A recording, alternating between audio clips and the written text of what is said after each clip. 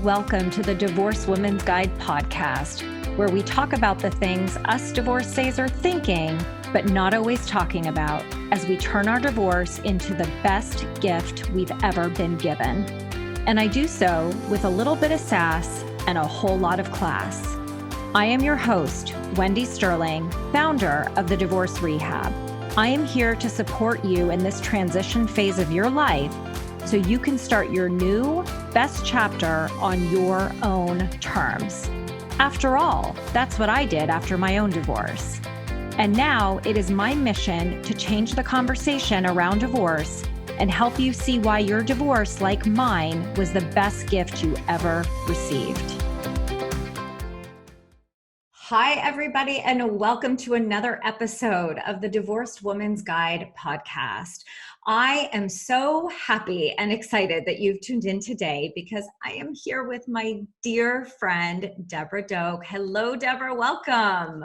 Hello. It's so good to see you again. Oh my goodness. It is so wonderful to see you. I can't tell you how much I adore you. I trust you. And I'm so looking forward to our conversation today around how we can help listeners tuning in today to start to dump their divorce money fears. And so before we jump into that topic, I'd love to share a little bit more with the audience about you. So Deborah specializes in helping women make hard decisions about marriage, divorce, money, and life. She is a CDC, which is a certified divorce coach. She's also a certified divorce financial analyst, which is also known as a CDFA. She is a Ohio Supreme Court trained family court mediator and the author of High Conflict Divorce for Women. She specializes in giving women the confidence they need to speak up in their relationships or at the negotiating table. And Deborah empowers women to take charge of their financial lives, and she believes that planning ahead for divorce creates better, safer outcomes for everyone. Deborah understands how scary the thought of divorce can be and loves helping women safely prepare for divorce with a plan and an exit strategy so that they can move from being dependent and afraid to confident and self-sufficient. Amen, because that to me was the scariest part of my own divorce, as I know we've talked about. I was terrified of the financial implications. I was terrified of going from two incomes down to one. And I know that you hear and talk to so many different people around what their fears are, but what is the number one fear that you hear women talk about when they even think of the word divorce? Well, I mean, you mentioned it. It's money. Yeah. It is, can I afford to support myself? How am I going to live on my own? Or I also hear, I'm really afraid of the change in my standard of living, right? Yeah. I'm really afraid of how much less I might have to get by on. So I'm okay with getting by with a little bit less, but am I going to have to live in poverty? Yeah. So it's really that fear of the unknown.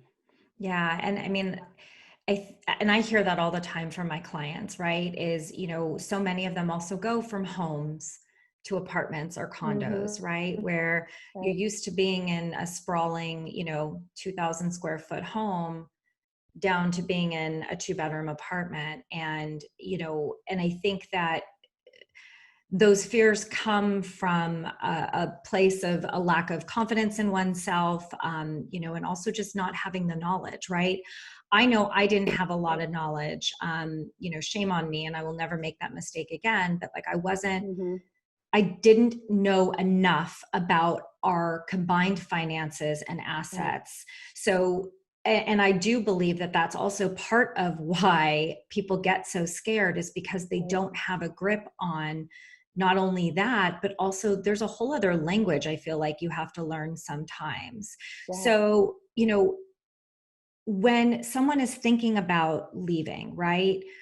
Where do they begin? How do they get a handle on what they have right to, where to find documents, things of that nature? Right. So I love to work with people before they go see an attorney. I know standard theory, or the first thing people always love to do, is run off and meet with an attorney. I like to talk with them way before then and actually, in a counterintuitive way, start with their post-divorce budget. Before we even start looking at assets and debts, start looking at what is your life going to look like after this? Where might you want to live? What kind of expenses are you going to have? Things are going to look different, right? You're going to unbundle your cell phone, unbundle your car insurance. You'll need health insurance. So first of all, let's look at what your needs are going to be. Because if we can assure you that you can meet your needs, that's going to get rid of some of that fear to begin with. Then we can go back and look at the bigger things like equity in your home and your retirement accounts and all those bigger things. But if right away we can assure you that you're going to be okay and be able to have groceries and gas and pay for a place to live, I feel like that's a big exhale. Yeah, it is. And I love that you are highlighting that you sort of get to work backwards, right? And that's not how we think a lot, right? Yeah. And so it's a matter of, and also understanding what those hard expenses are that are non-negotiable, right? Because those Mm-hmm. come first. Yeah. And many times we're sitting in this mindset of, oh, but what about my, my manicures or my Starbucks every week and instead of Yeah. thinking like, oh my God, car insurance, health insurance was a big one for A big me. one. Right. And Right. so, and I think that, people don't think necessarily about creating that budget first. Mm-hmm. It's something that they think they worry about after the fact once they know what they're getting. Yes. Right. Yes. And I like to do it first. And one of the questions women ask first is, well, can I keep, I want to keep the house. Can I keep the house? Well, we don't know if you can afford it yet, do we? How are we going to figure that out? Well, let's look at your budget. Yeah. Yeah. Yeah. And that's the number one thing I think every woman wants is they want to keep the house, and not every time is that Mm-hmm. the best decision for them. Right.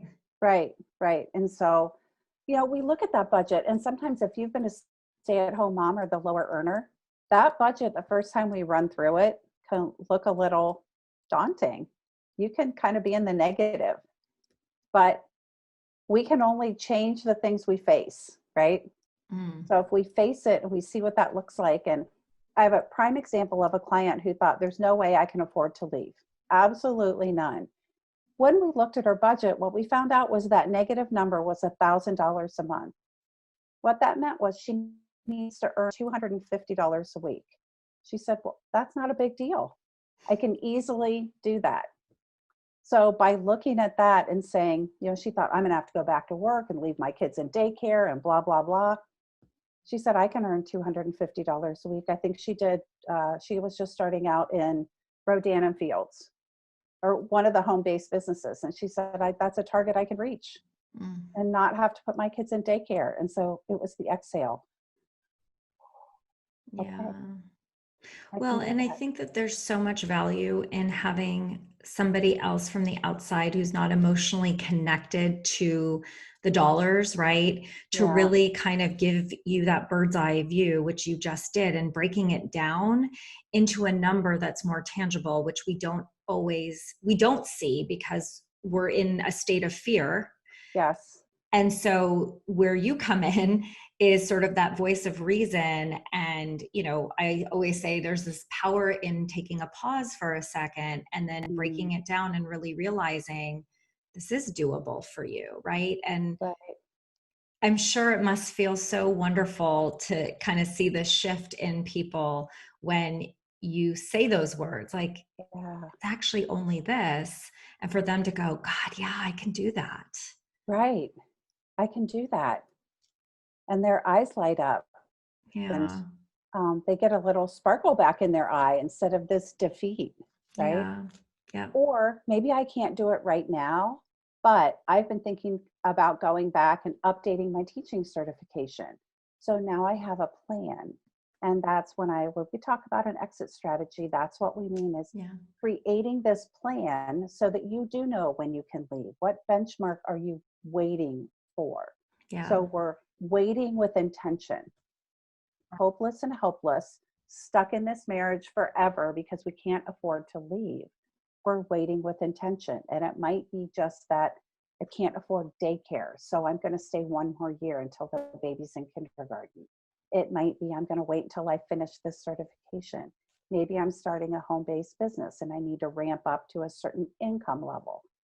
But knowing what you're waiting for is so much more empowering than just feeling I have no choice at all. Yeah. And I love so much of what you said, because to me, what I hear is that you give people hope. And many times we are very reactive to our emotions, right? And wanting what we want, when we want it. I want to leave. I can't take this anymore. And really refocusing them on creating what you do call this exit strategy, which is brilliant. And I would love for you to talk in more detail about how important that is. I mean, I'll let you answer, but before we started recording, to everybody who's listening, I said to Deborah, I'm like, every time I think in my head of like, before you say or think the word divorce, you need to call Deborah, and that is literally what is ingrained in my head is like, and everybody who I talk to who's in that place, I'm like, wait, you got to call Deborah first, because you do have to have an exit strategy. And many times, it's not, I would like to just add that, like, to me, it's not about trying to like pull the wool over anyone's eyes. It's really about you planning for the vision of your future that you want, right? So talk a little bit more about not only the importance of it, but how, like, what goes into creating it. Right. Well, one of the reasons we do it is because I always say fear is the most expensive thing in divorce.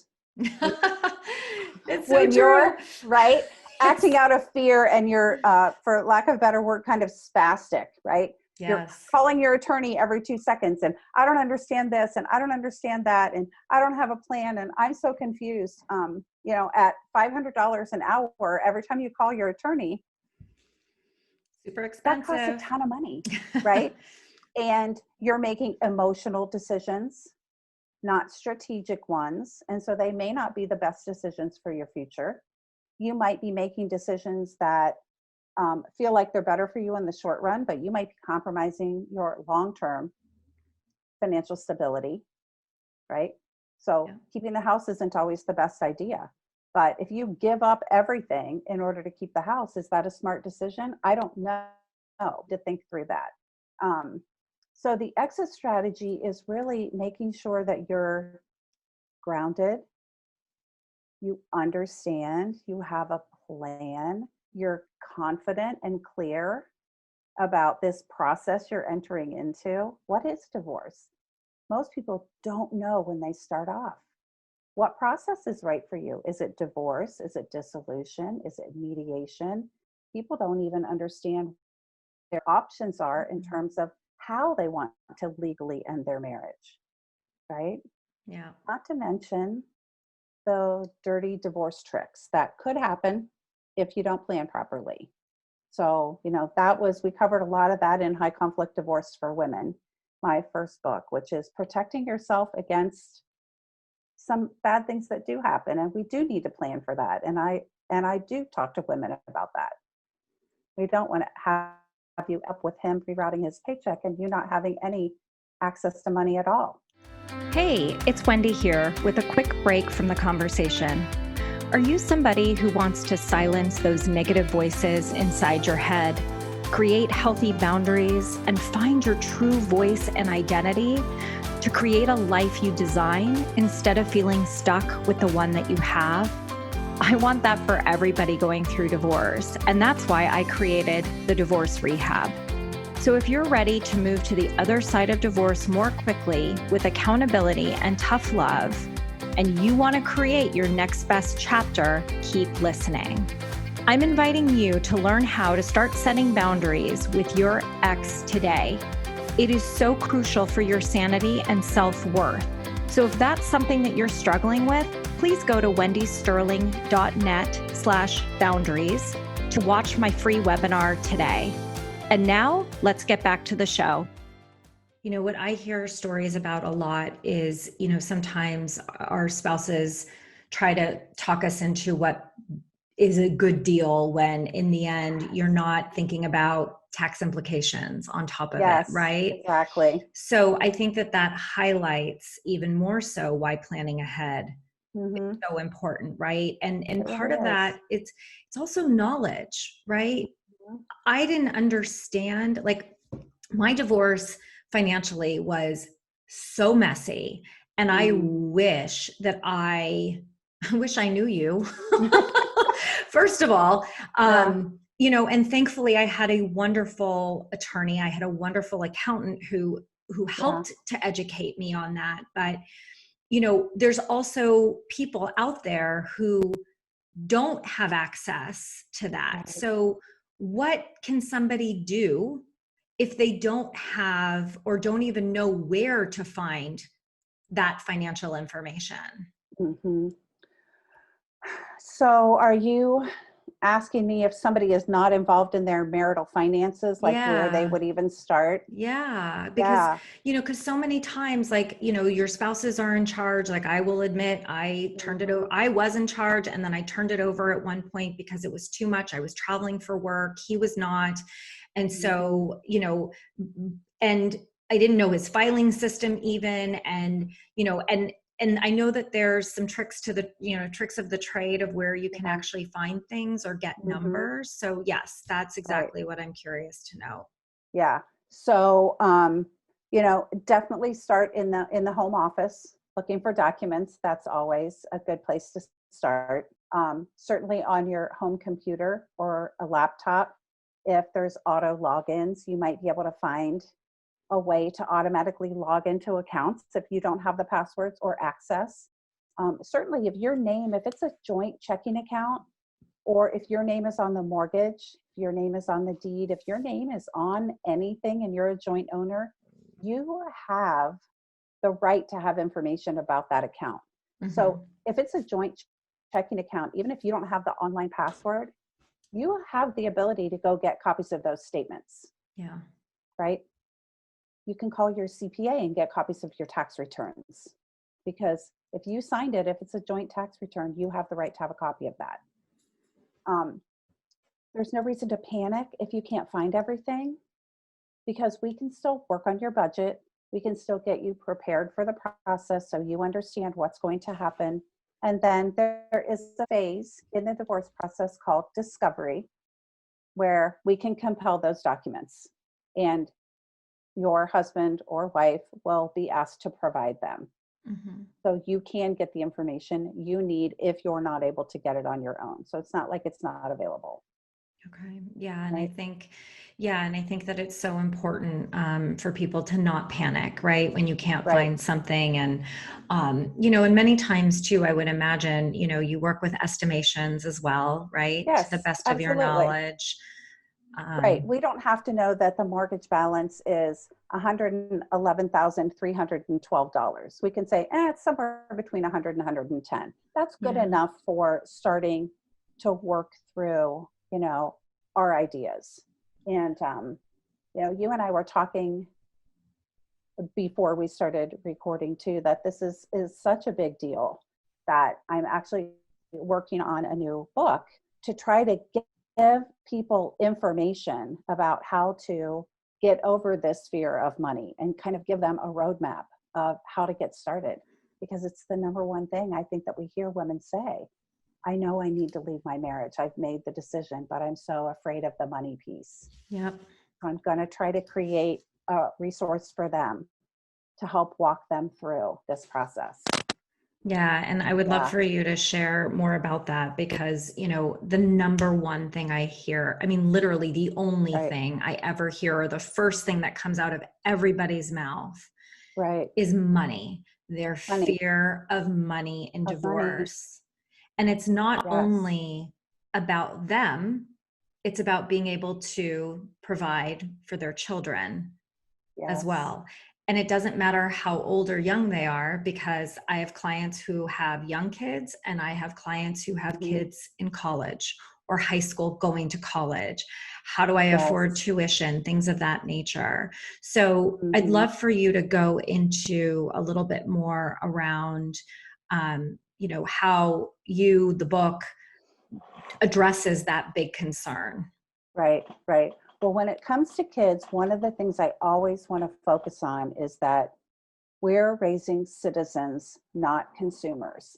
And that sometimes, yes, the income that used to provide for one household isn't going to go as far when we're covering two sets of utilities and Mhm. two house payments or two rents and two different sets of health insurance. It isn't going to go as far. Our standard of living is going to go down. We know that. That's a reality. Nobody wants to hear it, but it's just something we have to face, right? Yep. So the funds we have available to spend on our children, especially for discretionary, is going to go down. So we wrap our heads around that first.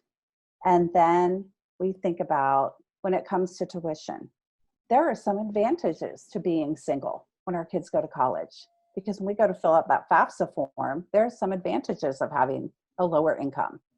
And there are people that can help you with that and that planning. So we can get them in touch with those coaches that can help them through the college process when you're divorced.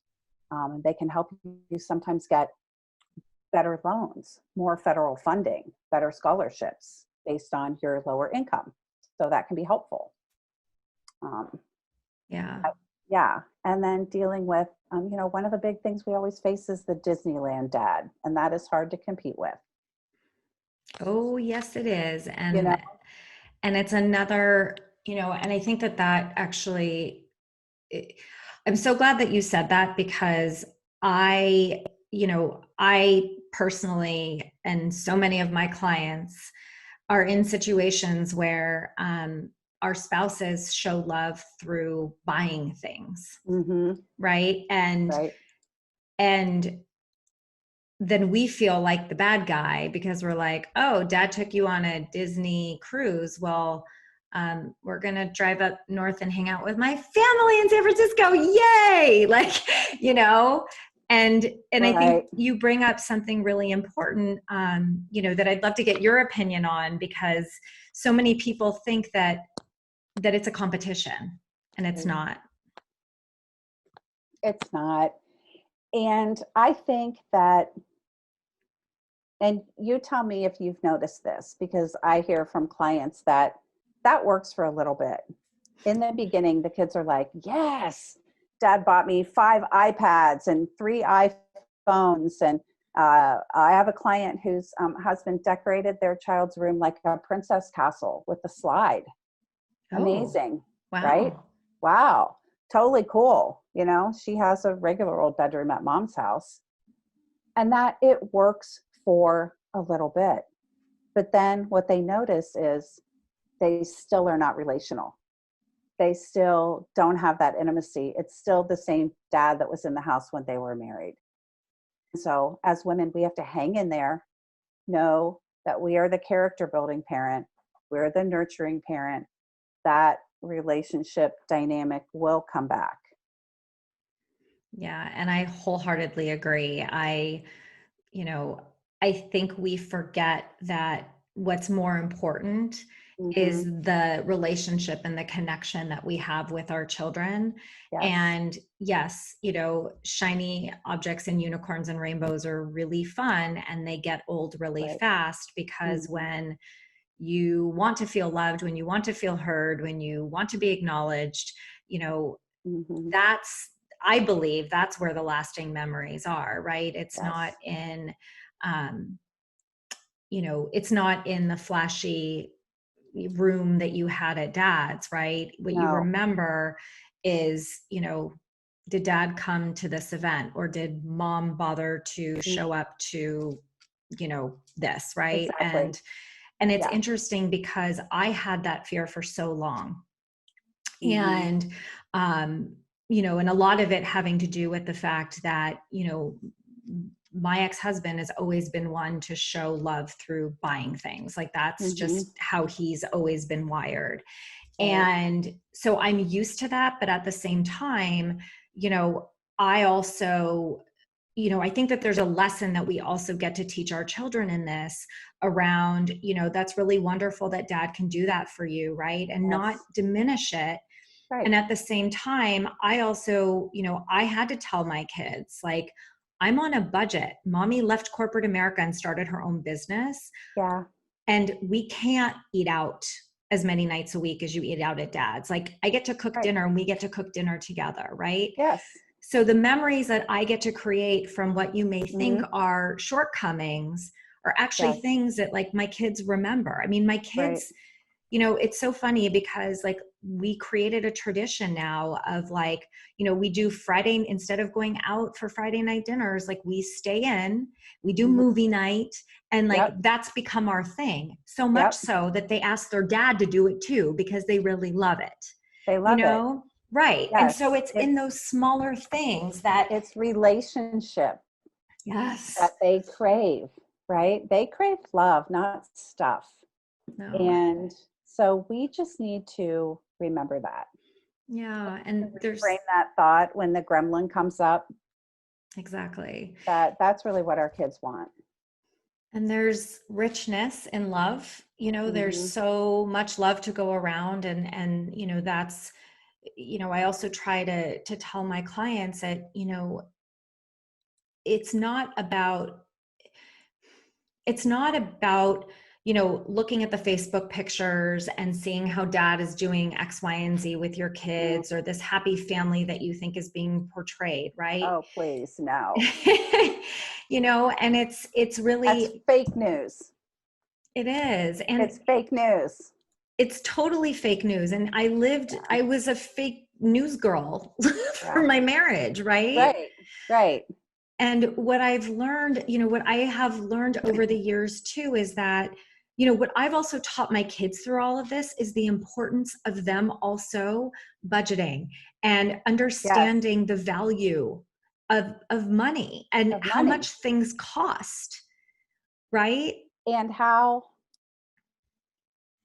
it's part of life to prioritize what you spend your time on, what you spend your energy on, and what you spend your money on. Yes. And it's such a great life lesson all around, I thought it's interesting. You and I are both wearing love t-shirts today. We are. Right? And we didn't even do it on purpose. No, we did not. But it's because it's such an important part of being human. It is. And it's all our kids need at the end of the day. And it's all any of us crave. And, part of divorce is, remembering that you love yourself enough to create a new life for yourself. And in doing so, you get to plan for it and budget for it. Yes. And when you do that with an expert and somebody who knows what they're doing, I mean, the sky's the limit. Anything is possible. Yeah, it is. I was listening to you talking with Kate Anthony. And one of the things that really resonated with me is the two of you were talking about how when we refuse to go through, or when we put off the breakdown, we don't have the ability to have the breakthrough. And that's kind of what I think this whole process is we know there's a breakdown coming. Yeah. You know it's coming. So let's plan for it. And then, we talked in your other summit about if we can plan for it and be confident and clear going into divorce, then the recovery afterwards is so much smoother too. It is. We're not traumatized by it. We say that happened. Okay, I made good decisions. I made the best decisions I could at the time. Yay, new life. Yeah. We don't get so stuck. Exactly. And it's one less thing to keep you stuck when you plan for it. And it's, to me, it's about going into it with your eyes wide open instead of like one eye shut, one eye open because you're bracing, right? That's where the fear comes in and you're bracing for impact. Yes. Or you're just punting it to someone else and then being kind of thrown around on the waves. Feeling like you have no control over your own divorce process and decisions. And that doesn't feel good at all.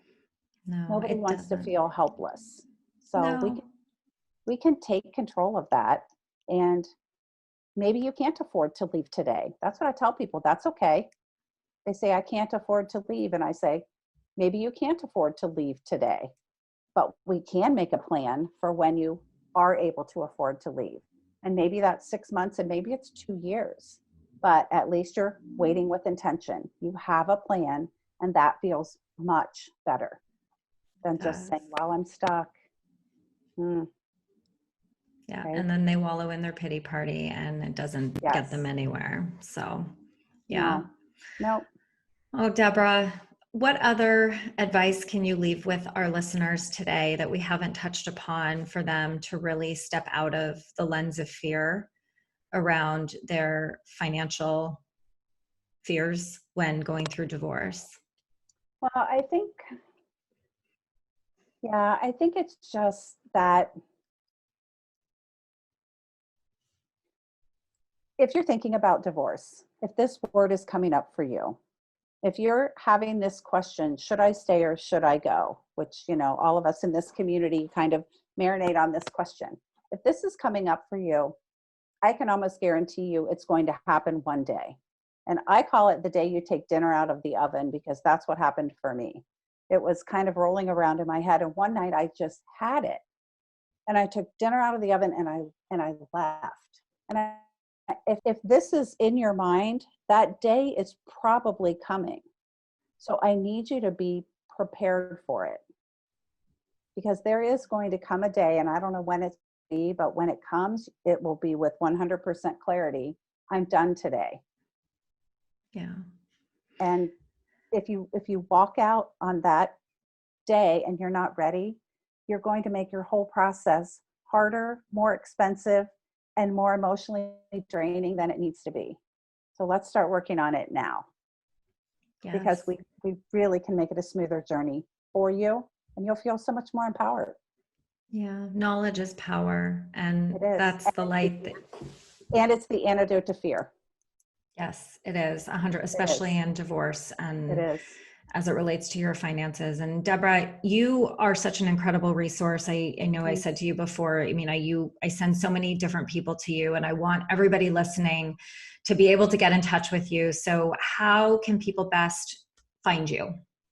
So they can find me on my website, which is Deborah Doak, DebraDoak.com, or on Instagram or Facebook, it's Deborah Doak Coach. Wonderful. And I know you also have a really generous gift that everybody is going to get access to in the show notes. Yes. So it's an exit strategy planner. So you can get started. It's just the first few tips, some checklists. I think it's maybe 4 or 5 pages to get you started thinking about topics that you ought to be working on as you're creating your own exit strategy. Wonderful. That's so generous. And everybody, you can find this in the show notes. Definitely take advantage of it and download it. Reach out to Deborah if you're even contemplating or thinking about your future. Please call Deborah. Deborah's your girl. And, we all know what we don't know. So that's when we get to ask for help. And, I encourage you guys to stand in your power. And sometimes standing in our power means admitting that we don't have all the answers and that we are afraid of our financial future. And there's somebody out there that can help you to gain the confidence and create an exit strategy to finally find happiness on the other side. So, Deborah, thank you so much for joining me today. I absolutely love and adore you, and the work you do is so important. So thank you for saving so many women from their fears and getting them through what I think is probably one of the hardest parts of divorce. It is so hard. And thank you for helping them, once they get through divorce, actually embrace their new life and make it really beautiful the way it could be, living the life they should have been living all along. Exactly. I just love that you do that for them. Oh, thank you. I love it. I love our tribe of women. We were talking about that and how we just really, I don't know. I know, it's special. We're doing good work. We are, and we're more powerful when we talk and share our voices together. So we get to continue to spread the word and to support one another, and support the community at large. So thank you for being my guest today, and Thank everybody, thank you so much, and everybody tuning in, thank you so much for listening. And I hope that our interview today provided you with at least one or two nuggets of information. I know I always get tons of information from Deborah every time we talk, and always learn something new. So please don't hesitate to reach out to her, and I will see you guys in the next episode. Sending you all lots of love, light, and joy. Mwah. Thanks for tuning in to another episode of the Divorced Woman's Guide podcast. If you like what you hear, please share this episode with someone you know, or spread the word on social media. This is how I reach more divorcees around the world and provide them with the support they need to create their next best life. And I would also love to continue the conversation with you.